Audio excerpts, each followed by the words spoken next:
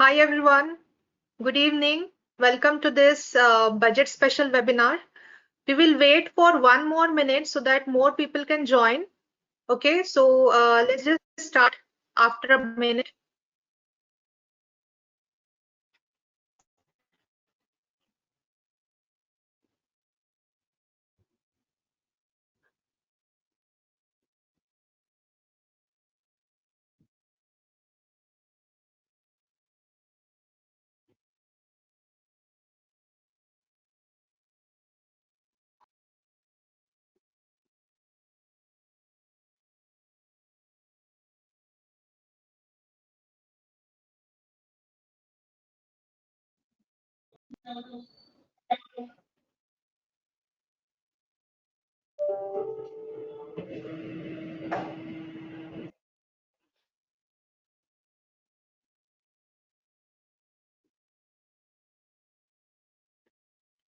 All right, I think we can start now. So yesterday we witnessed a budget session, which was one of the very important event of the year. So in this webinar, we will dive into budget outcomes and its profound impact on equity and derivatives market. In our expert panel, we have Mr. Devarsh Vakil, Deputy Head Retail Research, and Mr. Vinay Rajani, Senior Technical and Derivative Analyst of HDFC Securities. So they will uncover the key opportunities and strategic insights, and also they will answer your burning questions. So let's just get started with this session. So my first question to you, Devarshi, is that we would like to get some overview of yesterday's budget session. What was the key highlight? Sure. So,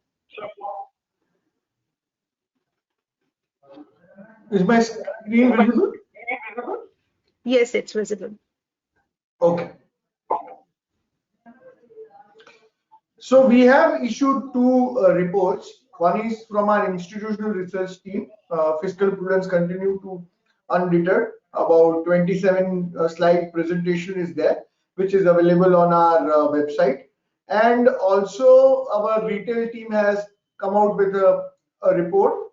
I will take some of the key slides from this presentations for all this report and show it here as a part of our budget analysis. So first and foremost, as everybody keeps tracking, the most important number is the fiscal deficit, and it has come down from 5.6% to 4.9%. So as we can see on the screen, the COVID time, almost 9% fiscal deficit was there. Gradually, we have a glide path, and eventually we would like to bring it down to about 4 to 3%. So gradually, fiscal deficit is coming down, and it is because the higher revenue deficit is also coming down. Interesting portion is the capital expenditure as a part of the total budget is now gone up to 31%, and this is very good. That means that money is being spent on various infrastructure and capital expenditure projects that will sustain our growth. So we feel that the growth estimates which are there in the budget are very conservative. The revenue and the non-tax revenue estimates are also very conservative. So the math of the budget is very credible. Some of the areas where maximum money is being spent, first is the rural development. So compared to the budget estimate of 2390, the revised estimate now, about 2658 billion rupees will be spent on rural India. And some of the sectors where it is being spent is Pradhan Mantri Awas Yojana, the Manrega, and the Gram Sadak Yojana, Pradhan Mantri Gram Sadak Yojana. So this 2650 is primarily spent in these three areas, and that's where we feel that the in the rural India and at the bottom of the pyramid, we will see a lot of money being transferred. Growth should happen there, and the companies which cater to those areas, especially the consumption related areas, should continue to do well. Second important factor is the revenue expenditure is gradually coming down when the capital expenditure is going up. So we are investing for the growth. So as you can see, now the capital expenditure is about 3.4% of the overall budget number. Corporate tax as a corporate capex as a percent of GDP is about 15%. This number needs to grow. Earlier it was 28, 18, and now it is a concern. So government is looking that private companies should spend rather than the government, and that is the expectation from the government. Now, taxation, there are a lot of changes, and all of you know those changes. And because of that, tax as a percentage of GDP has come down to a number of 18.5. Now, though it looks optically high, that 18% of the GDP is now going towards various combined towards government taxes. But if we compare India's numbers compared to the rest of the world, around 18, 18 and a half, we are nowhere in the top. Many countries in Europe and other parts of the world, the taxation are much higher than what we have. So 46% in France is one of the highest tax to GDP ratios. Here we are about 18%.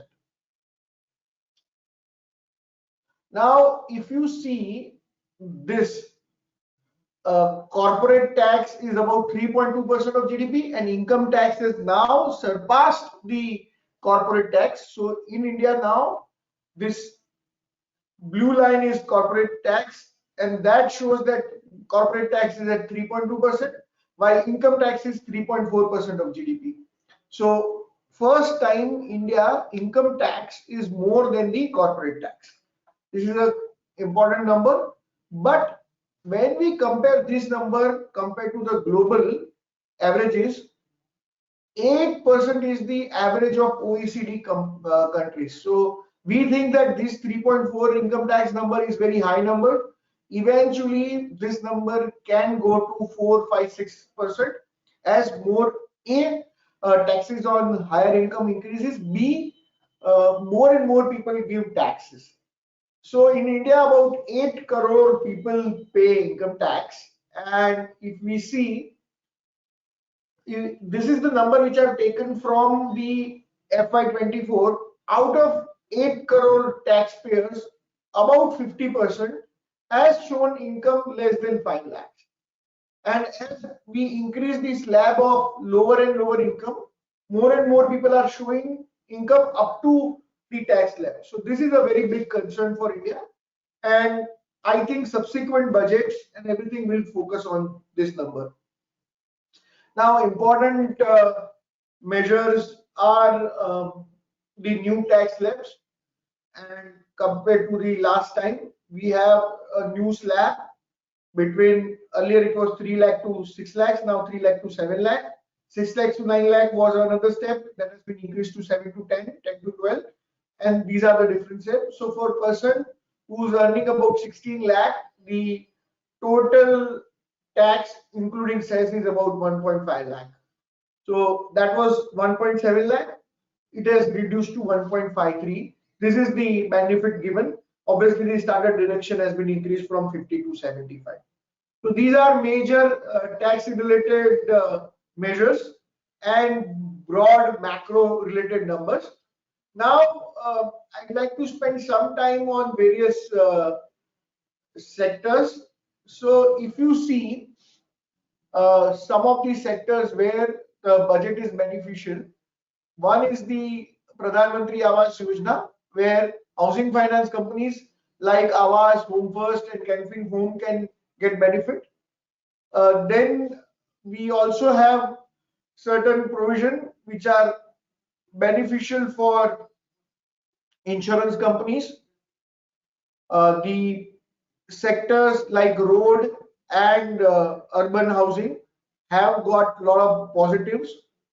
The Jal Shakti mission has got a lot of allocation, so the companies in the metal or plastic pipes may get a good demand.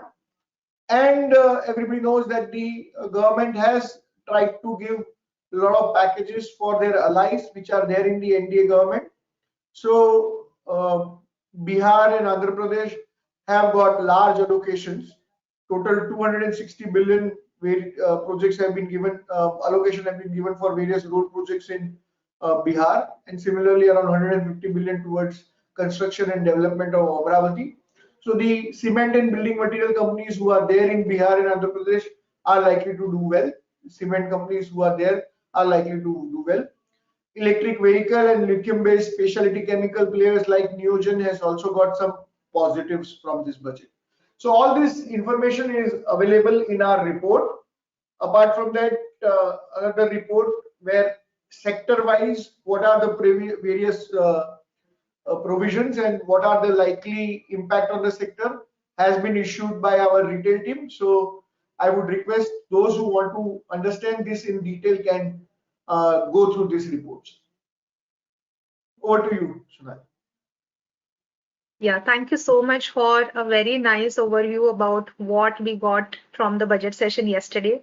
And of course, the income tax crossing above the corporate tax has been the talk of the town since yesterday. So that was the main point that you also highlighted.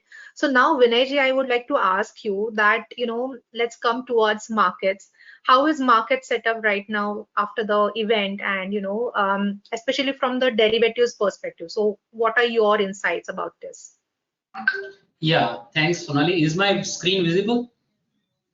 Yeah, it's visible. Yes, visible. Yeah, sure. So yes, so I would like to show through my chart. So basically on 19th July, we saw that Nifty hit an all-time high of 24,855. And from that level, we've seen that 800 points correction. Yesterday, Nifty hit a low of 24,074. So almost 800 points correction we have seen after 19th July all-time high. So what has happened is like Nifty has fallen, Bank Nifty has fallen, but if you were to look at the recovery from the small cap and micro cap space, that has been phenomenal, and the breadth of the market remains strong, especially in the last two trading sessions. So from yesterday's low, Nifty has bounced back sharply. So from the low of 24,074, Nifty recovered and closed almost at the high, and yesterday's close was almost around 24,500. So recovery is nice, and this is recovery has come from the important support. This was the crucial support, that Fibonacci number and percentage that we have been tracking. So 24,000 has been a very strong support technically, and if we go by the derivative data also, there has been significant put writing happening at 24,000 strike price, and along with the technical, if we combine the derivative data also, there was a support at 24,000. So Nifty gave respect to it and bounced back from around that level only, and today we have seen that Nifty, though it did not recover, witness a fall of buying, and Bank Nifty also witnessed some selling, but micro cap and small cap indices, they have actually done very well, and breadth of the market was quite strong. So looking at the chart, I can see that though the trend has not been that bullish, but sectoral rotation and stock specific bullishness is still there in the market. So as far as Nifty is concerned, we believe that 24,600 is a crucial resistance in Nifty that we need to track closely. If we see a close above that, then we can expect a resumption of an uptrend. And on the downside, as yesterday we saw Nifty taking support at 24,000, that remains the strong support. So 24,000 on the downside becomes a very strong support. So we can say that overall in last 4-5 session, Nifty has remained in the range of 800 points. Still we are into a range bound kind of phase. There is no directional move either side. So we can say that we are down but not out yet, because this is not a reversal as far as charts are concerned. So unless we see a breakout or breakdown above the resistance and support, we will be not be taking aggressive view on the either side. So 24,000 is a very crucial support for the Nifty. If we see close below that, then we can expect some more weakness in the indices, but till then the trend of the market is likely to remain into consolidation, and 24,600, which happens to be the last 3 days high, should act as a strong resistance. So we need a close about 24,600 to take an aggressive long view, but till then we need to play a stock specific and sector specific. As I said, that Nifty's micro cap index, which is a mid cap and small cap index, has actually has hit an all-time high in today's session on closing basis. So significant recovery from the lower level. So that is giving some confidence that even if we trade here and with appropriate stop losses, there are some ideas which are giving good returns in the short term as well. So this is the positive point about the markets. And as far as Nifty is concerned, I have already shared 24,000 on the downside and 24,600 on the upside. Once we get a breakout on closing basic on the either side, then we will take a aggressive view. But till then, take a stock specific and sector specific bullish view. Over to you. All right. Yeah. Thank you so much for your view on Nifty. But as we are seeing some weakness, especially in the bank Nifty for last few days. So do you think that, let's not talk about Nifty here. I'm, concerned about bank Nifty. So do you think that is it a reversal from the top that we had got a few days back? Because there we are seeing a little bit of weakness. So I would like some insights about bank Nifty as well. Yeah. So to be precise, on 4th July, Bank Nifty hit an all-time high of 53,357, and from that level, gradually we have seen that it has come down to the level of 50,784 in today's session itself. So yes, for last two trading sessions, Bank Nifty has been underperforming significantly, and we have seen that. Sorry. So we have seen that IT, FMCG, and pharma, these were the three defensive sector which actually performed very well after the budget session, and those are the sector which are actually giving support to the market, and those are the part of Nifty. And Bank Nifty is not able to take a leadership as of now. So this could be a temporary or short-lived, we can say. Sector rotation may take place, though we have seen underperformance, and Bank Nifty has almost corrected around 3,000 points from the high. But if we were to look at the overall support, we believe that today's low around 50,900, there is a strong support which is derived from the 50 days exponential moving average that we used to track on the technical basis. So 50,900 is a very crucial support. And if we go by some other evidences, on 4th June, when election result came, the low was 46,000, and from that level we have seen a recovery of almost 7,000 points towards the 53,000. So if we take this 38.2% retracement of the entire 7,000 point rally, that also comes around 50,600. So there is a positional support between 50,600 to 50,900 derived from two different rationales. One is the 50 days EMA, the another one is the Fibonacci retracement levels. So we believe that we are passing through the result season. Still, ICICI Bank and Axis Bank, which are carrying a good weightage in the Bank Nifty, are yet to announce the results. So the volatility will be there. But as far as index is concerned, 50,600 to 50,900 is a crucial resistance, support.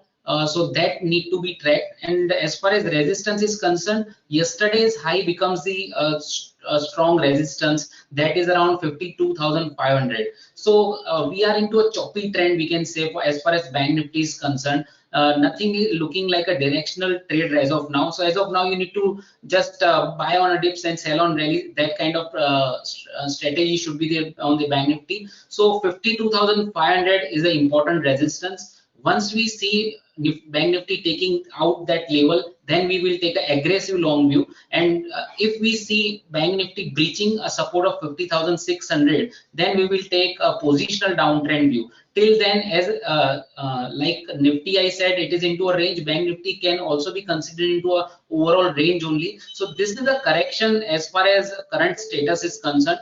This seems not this is not looking like a big reversal on the downside, but it is all conditional. We need to follow the levels. 50,600 is a strong support and 52,500 is a strong resistance, and accordingly we have to play the strategies in the Bank Nifty. So it has seen a nice correction in last 2-3 sessions, but again there could be a bounce back in the index. And as I said, positional and overall view remains on a conditional basis, and we need to follow the levels which I have mentioned.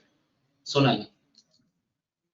Yeah, thank you so much. So overall, it's range bound, but of course, we have got the support and resistance levels for both Nifty and Bank Nifty. Now, Devarsh ji, between all these insights, what clues are we getting from the institutional data? What would you say about that? So when we look at the institutional numbers, what I see is that the flows are very strong from the DIIs, the domestic institutions. We saw the number of SIP, which was around 21,200 crore for the month of June. That gives a lot of firepower to DIIs. total net inflow into equities was about 40,000 crore for a month. And if I look at the numbers for the year, and to simplify, just look at the dollar numbers, we have got about $29 billion into domestic mutual fund, which is even higher than 23 number, which was very high, 22. So even only in 7 months of this calendar year, we have already got 7 billion more compared to last year. So strong flows are available with the domestic institutions. Compared to that, FIs are actually putting money more into the debt market compared to the equity. In 2023, FIs have brought in about $21 billion into India. Compared to that, only $5 billion have been invested till now in FY20, the calendar year 24. So compared to 21, only $5 billion, while DII $29 billion have come in. The foreign institutional investors have put in about $10 billion into the debt market side. So debt market is becoming a little attractive there compared to the rest of the globe, where our currency is strong and our the yields are higher. So now, once the budget is out of the way, two important events, the election and the budget, both have been now over.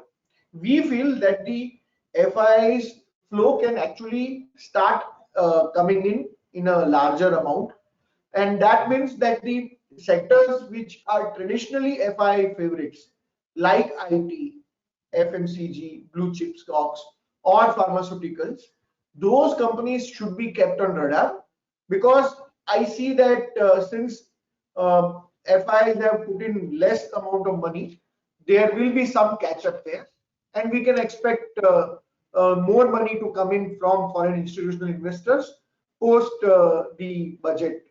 So we should focus on IT, pharma, FMCG stocks now. Sure. So we have got a fair idea about sectors that we can focus about.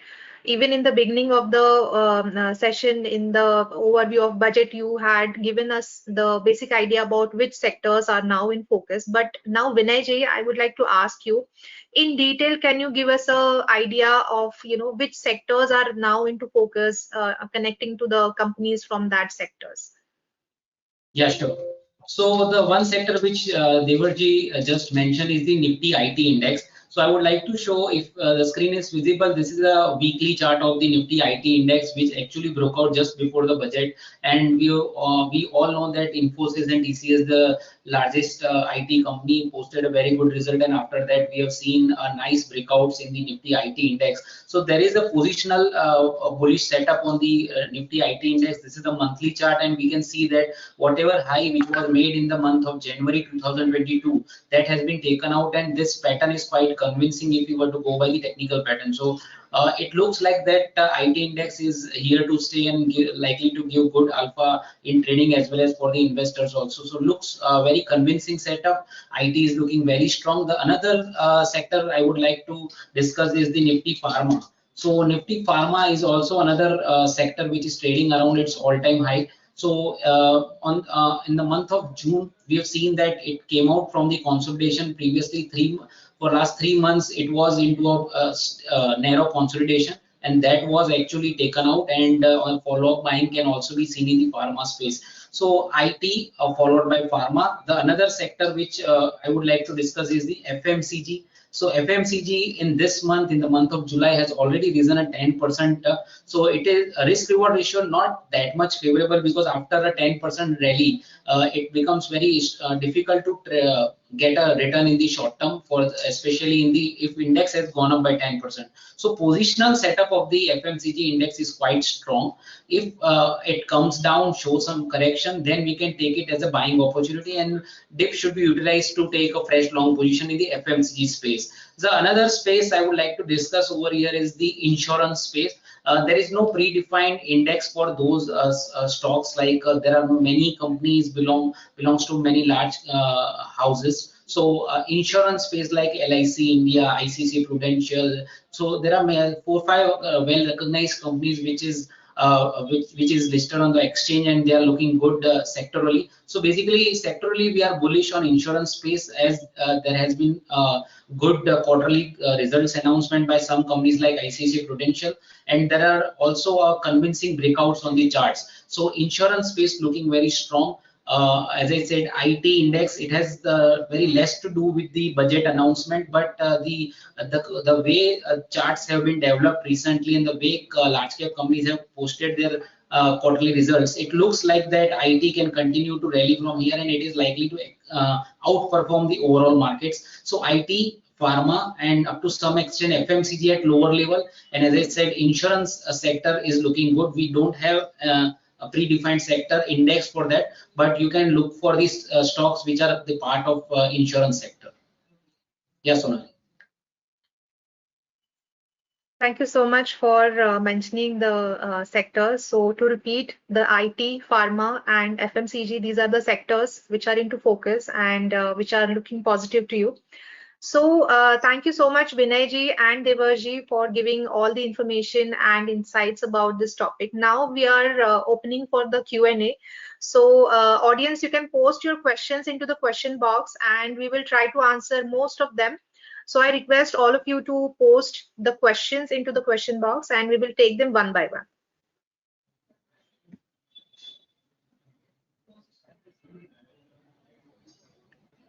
So the first question is that where can we get the copy of this research report prepared by retail team, which was referred in today's presentation? So on our website, on the research section, hdfcsec.com. Also on our apps, HDFC Sky and HDFC Invest, right? In the research section, we have uploaded this report. If you need also, you can get in touch with our branch or relationship manager central help desk. They'll be more than happy to share that with you.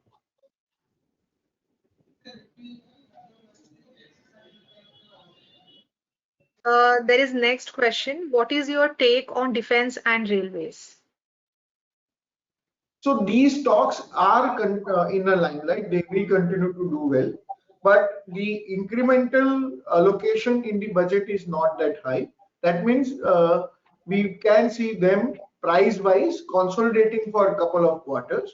The valuation have increased there. There is a lot of euphoria built into those prices right now. So I would be a little cautious in allocating fresh capital into these areas as of now. Quarterly result season is going on. Many of these companies will announce their quarterly numbers, and post that number, if any company announces extraordinary numbers, then obviously we can relook at them. But at given juncture, I would be a little cautious in allocating fresh capital into stocks in defense and railways. Sure. So there is next question. How do you see private banks doing forward? So shorter term, they are under pressure, as Vinay showed in the Bank Nifty and other charts. But over the longer term, medium to longer term, there are a couple of triggers for the banking sector. First is, as I mentioned, India has been added to the global bond indices, Indian treasuries. So we are expecting large flows to come into Indian treasury. That means that the yields on the 10-year is headed lower. The US FOMC is likely to start cutting the rates by October, November, and by December, the US election, the presidential election will be over. So all these are indications that we are looking at a lower interest rate in FY25. That means the cost of capital for all these banks are going to go lower. That means the efficient banks will be able to earn more money in FY25, in calendar year 25 as well. But the fight for the money will increase.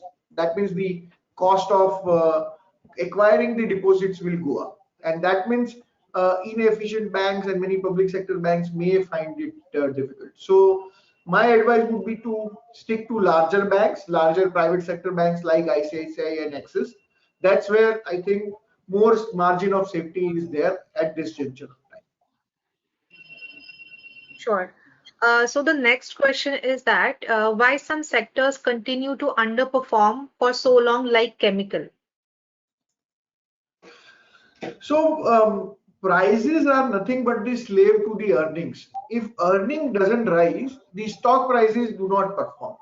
And what happened post COVID? At the COVID time, they had a fantastic time, and many of the companies did a extraordinary profit, and stock prices went up in anticipation of those profits.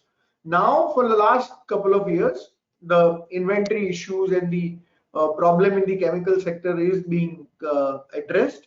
We are seeing that the first sign of recovery is visible, and post June quarter results, which will be over in next couple of weeks, we can expect some green shoots happening in the chemical sector. So we can expect chemical stocks to start performing from next quarter as well.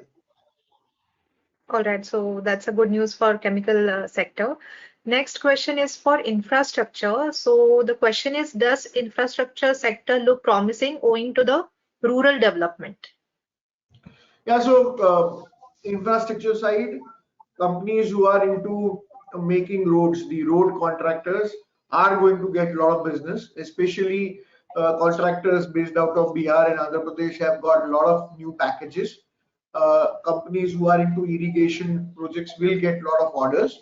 And apart from that, large infrastructure players will get the speed, high speed rail has got some allocation. So bullet train is getting a lot of funding. So all these players are likely to get a lot of benefits. So infrastructure is a longer term theme. We do expect that over the next many years, this company will continue to do well. All right. So next question is about some outcome from the budget yesterday. So the question is, as I trade in F&O, what will be the implication? So there are obviously first is the STT that has been increased, and STT has been increased on option as well as the futures. We have covered the detailed actual numbers in our report. So your cost of trading goes up by that much. That means if you are trading for a thin margin, you have to keep those higher charges in mind while taking those numbers. Then obviously the if you are doing arbitrage using F&O, so you are buying in cash and selling in F&O, or selling in F&O and buying in cash, then the short-term taxes on your cash purchases has also gone up to 20%. So that also you have to keep in mind while calculating your possible profits. Arbitrageurs or people who trade intraday, these costs can be significant and they have to keep that in mind. But otherwise, the taxation for the F&O, the earlier it was part of the business, that continues to be the case. So there is no change there. Okay, so next question is about PSU sector. So the question is, what about PSU sector and how they will be affected post budget? Vinay, do you want to take that? Yeah, so 1 minute. Yeah. So PSU sector has already outperformed for last many months, and we have seen that before the budget announcement, the high of the Nifty Public Sector Enterprise Index was made on 16th July at 11,592. I'm talking about the Nifty Public Sector Enterprise, which represents the PSU sector. So and after that, we have seen that nice correction came, and from yesterday's low, it has bounced back.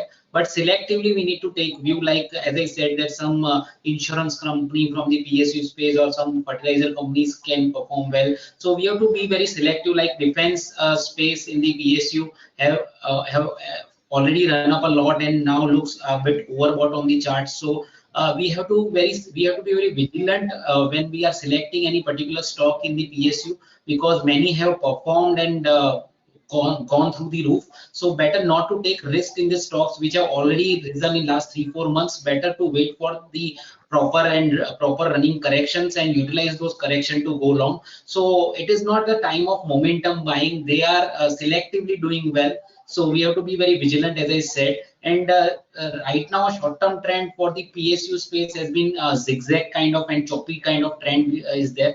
So I would recommend one should stay cautious. I'm not expecting PSU space entirely to outperform. There are some stocks from the PSU space which are still leading, like NTPC has been doing well, LIC. These are the not recommendations, but I'm just giving you an example that selectively this PSU space has been doing well. But I'm not expecting leadership coming back from this particular space, because leadership has been shifted from this space to other sectors like FMCG and IT, as we discussed previously. So I feel that the kind of momentum which was there in last 3-4 months is not going to continue. Selectively, some stocks can do well, and I would recommend traders to wait for some dips to come and utilize dips to accumulate long positions. But this is the not the time to go aggressively long in the all PSU, because all PSUs have gone up and looks overbought on the charts. Sonali.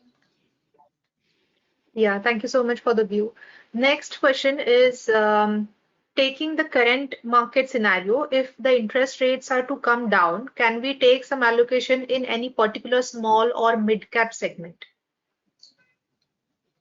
So overall, if interest rates come down, that will help the market multiples across the board. And smaller the companies, obviously the cost of capital is higher, so that will impact smaller companies more. But we also have to see the cost of capital along with the earning prospects and the valuation. Just because interest rates are headed lower, that doesn't mean that the valuation should be ignored. If company is available at an attractive valuation, and because of the lower interest rate, if earnings are headed higher, then we should participate in those small cap and mid caps. And many small cap and mid caps are doing quite well, as we showed in our chart. Nifty micro cap has closed at an all-time high, so that do suggest that participation is very strong in micro cap stocks, mid cap and small cap stocks, and that is likely to continue. So it is stock specific. We have to identify ideas, and we do keep coming out with various ideas in the MTF side as well as the fundamental research. We do keep issuing more and more reports. So if you are looking to invest into micro cap or a small cap, mid cap sector, I would advise you to go through our research reports and decide based on that. Thank you so much. So this is the last question that we are taking. The viewer is asking about your view on Sensex. Vinay, do you want to take that? Yeah, sure. So let me open the chart. I hope my screen is visible. Yes, your screen. Yes, visible. Yeah, sure. So I don't have the today's chart, but this is updated till yesterday. So this is also in the choppy trend, as Nifty was trading into 600 point. Sensex made an all-time high of 81,587 on 19th July, and yesterday's low was 79,224. So right now it is trading into a range of 2,500 points range. So as of now, we can say there is not clear-cut trend. There is a choppiness, a lot of fight going on between bulls and bear. So tug of war between bulls and bear. There is no directional movement. So basically, some sort of impression coming positively from the mid cap and small cap and micro cap space, that if breadth of the market is positive, indices could follow back. So as of now, it has been into a downtrend for last 3-4 sessions, but there is a good chance that if Sensex does not break this low of yesterday, which is around 79,224, the trend could again resume on the upside. So that's what we feel, because looking at the breadth of the market, and there could be a bounce back and pullback in the index going forward in the coming session immediately. So, but as I said, there is no clear direction on the higher side. It could find supply also, But going by the breadth, going by the derivative data, which also suggests that the market should remain range bound for a couple of sessions, and we have already seen running correction in Sensex, Nifty, and Bank Nifty. So there could be some sort of pullback we can expect in the coming session in Sensex as well. All right.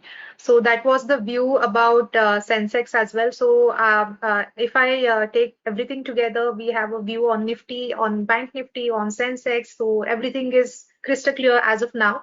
So thank you so much, Devarsh and Vinay for sharing your expertise, and thank you so much, audience, for joining in this session. It was a it was our pleasure to host this particular session.